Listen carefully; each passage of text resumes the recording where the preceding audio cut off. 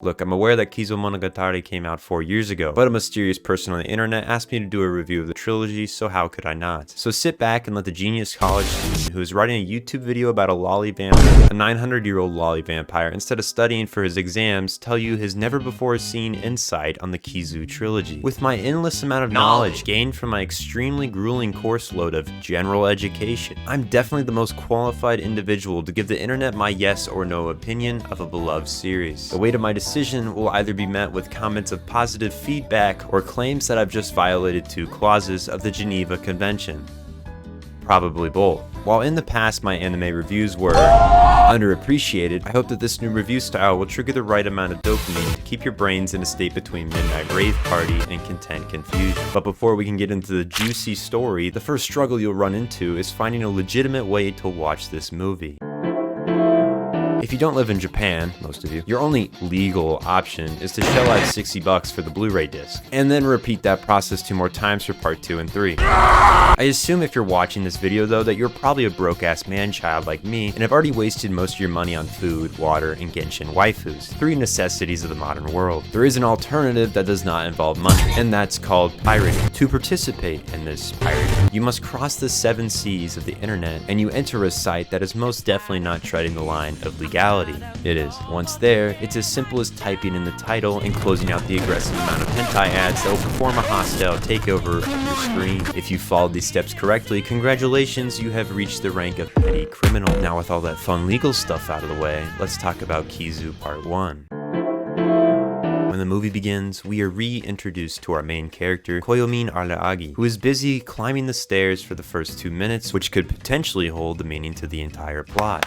If you're new to the Monogatari series, then you would naturally not understand that there's a heavy use of imagery that pairs up with the large amount of dialogue the show is known for. You may have also recognized that I said reintroduced earlier, because while this is a prequel and the origin of the entire Monogatari series, Bakemonogatari comes first in the watch order while the movie trilogy comes second, but this also depends if you're watching them in a manga release order or an anime release order, because these movies were pushed back so they didn't release until after Nisimonogatari. But that also reminds me that Nekomonogatari Kuro, or was it Shiro, came before Bakemonogatari as well. But again, you don't watch that till after the 3 Kizumonogatari movies, since it takes place after that. You know what, just look up the order on Reddit, I'm not qualified to do this. Back to the movie, and Araragi is being introduced as a friendless, horny teenager who makes friends with a girl after seeing her panties. You really can't make this shit up. After a short chat about a rumored vampire running around town, Araragi heads home.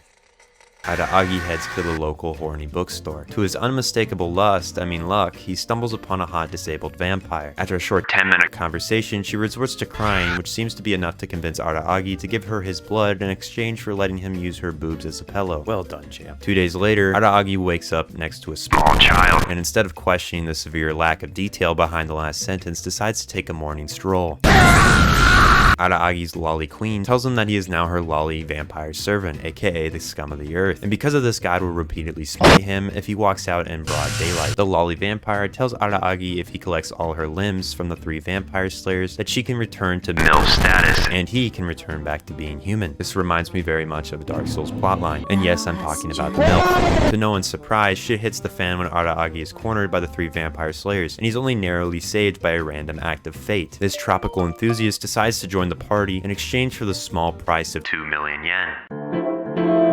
While Kizu Part 1 mostly centralized around setting the stage for what's to come, Kizu 2 showcases Araragi beating up the remains of the Twilight Saga and feeding his lolly master her limbs in order for her to get closer to the age of consent. Tsubasa also ends up getting wrapped into this mess when she finds out that Araragi is keeping a small child in an abandoned building. She ends up inserting herself into his battles only to get turned into a bowl of spaghetti. To save her life, Araragi costs out 3 million more yen just so she can become a problem again later. Them priests, am I right? Once again save Tsubasa, Araragi must sacrifice his humanity and go full vampire, in a fight that focuses more on his internal conflict and his decision than the battle itself.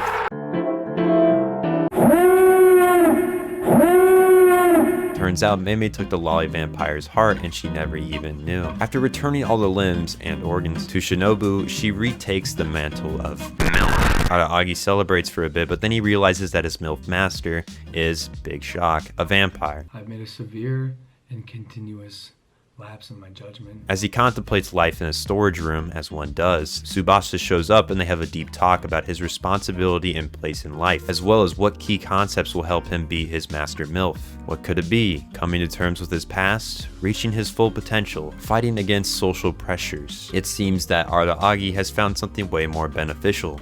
Touching boobs. He doesn't go through with it. Araragi confronts his master MILF and wins, but only because she wants to be a killer and wants to die. We learn that in order to return to human, Araragi must kill his master, but unable to do it, Mei appears with a price in a different solution. 5 million. In later, Araragi sucks Shinobu close to death to a state where she's relying on him for all her snacky needs. Araragi becomes not vampire but not human, and they all live happily ever after.